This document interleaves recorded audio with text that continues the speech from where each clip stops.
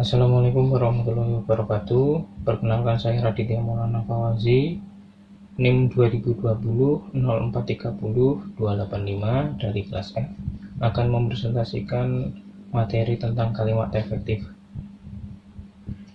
Pertama, definisi kalimat efektif.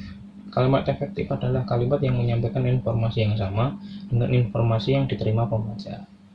Selanjutnya adalah ciri-ciri kalimat efektif. Yang pertama, kesatuan gagasan.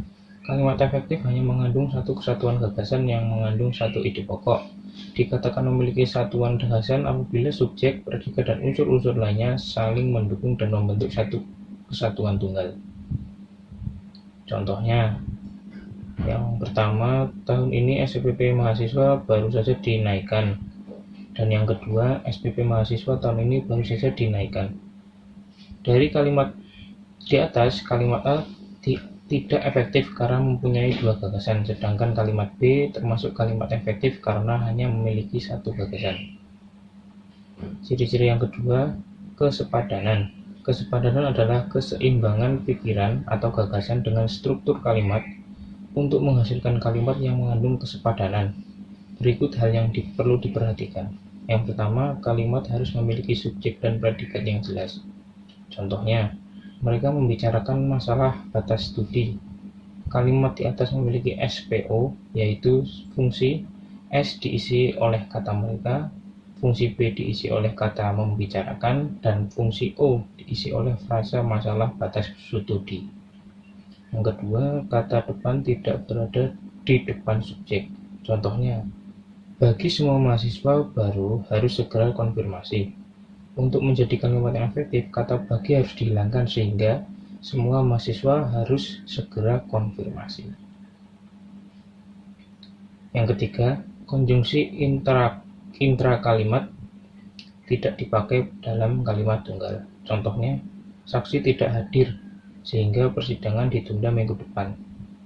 Sehingga di awal kalimat.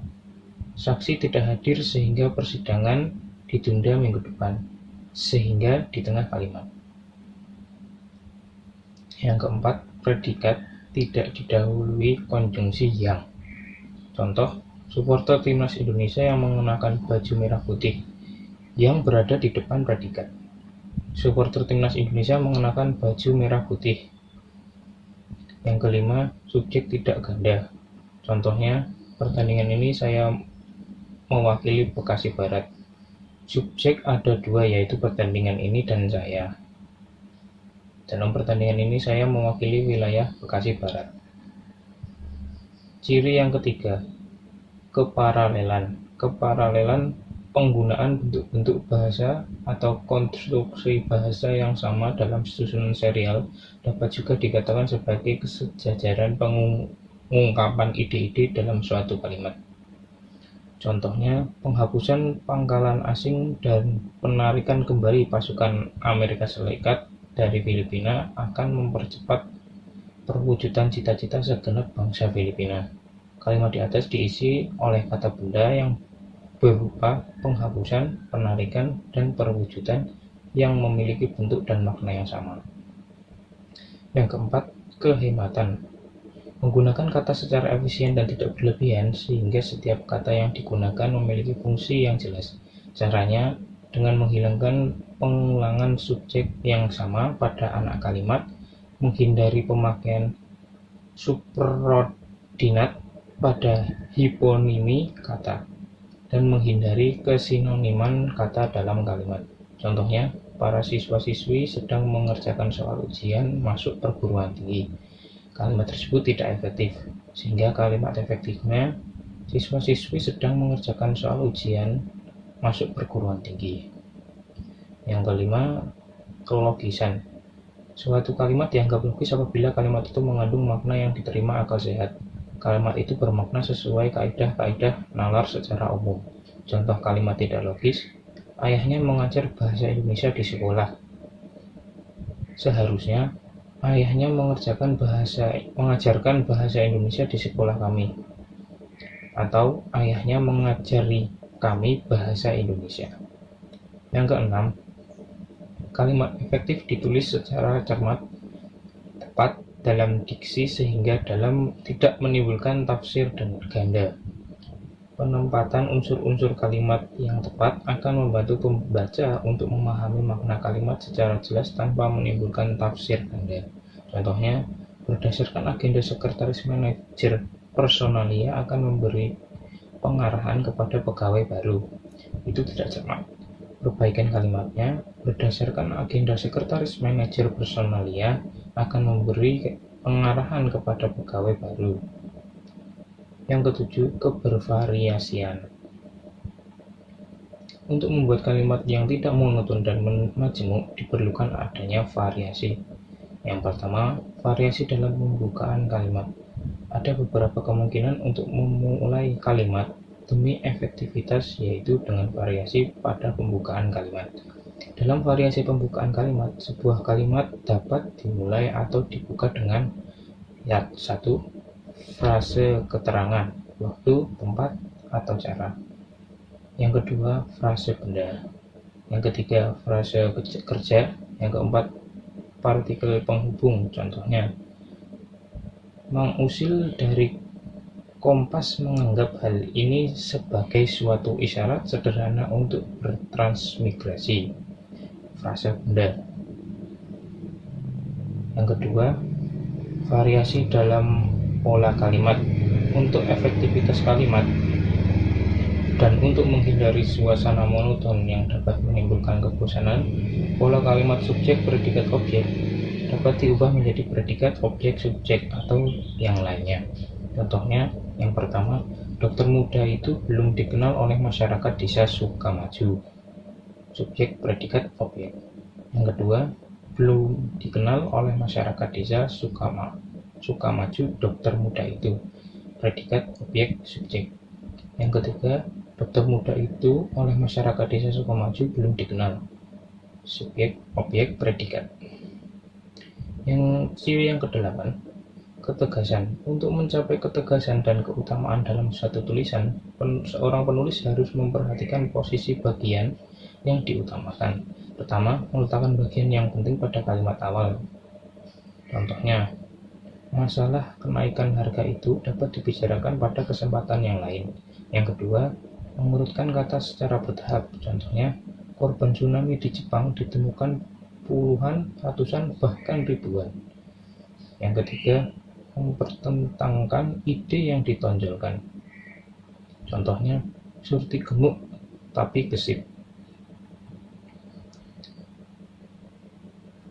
Yang keempat, menggunakan partikel penekanan. Contohnya, kitalah yang bertanggung jawab atas kejadian itu. Yang kelima, mengulang gagasan yang penting. Contohnya, untuk menambah iklim yang sejuk di negara kita, maka kita perlu kesadaran moral, kesadaran politik, kesadaran agama, kesadaran bermasyarakat, dan kesadaran berbudaya. Ciri yang kesembilan, ketepatan. Setiap kata yang digunakan perlu dipilih secara tepat dan cermat sehingga dapat mewakili tujuan, maksud, atau pesan penulis. Contohnya, posisi ketujuh korban saat itu ditemukan warga dan aparat kepolisian berada dalam satu ruangan. Tidak tepat. Ketujuh korban saat ditemukan warga dan aparat kepolisian berada dalam satu ruangan. Itu kalimat yang tepat. Ciri yang ke-10, kebenaran, yaitu kebenaran kaidah bahasa seperti kejelasan struktur, hubungan fungsi sintaksis seperti subjek, predikat, objek, pelengkap, dan keterangan. Contohnya, kepada hadirin dimohon berdiri. Fungsi subjek tidak jelas. Seharusnya hadirin dimohon berdiri.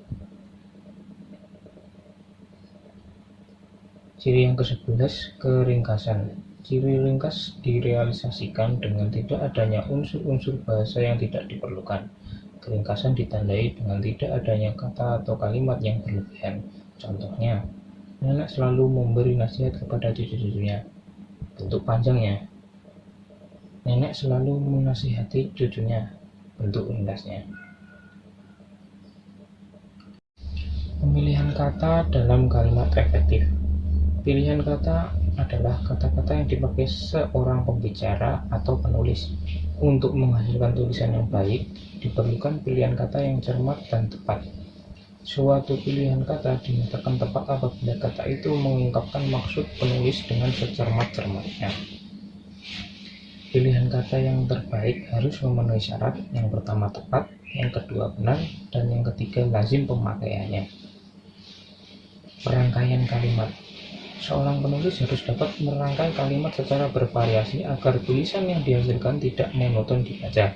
Contoh, sesuai dengan etika berdagang dengan alasan apapun, pemodal besar tidak boleh menggusur pedagang kecil.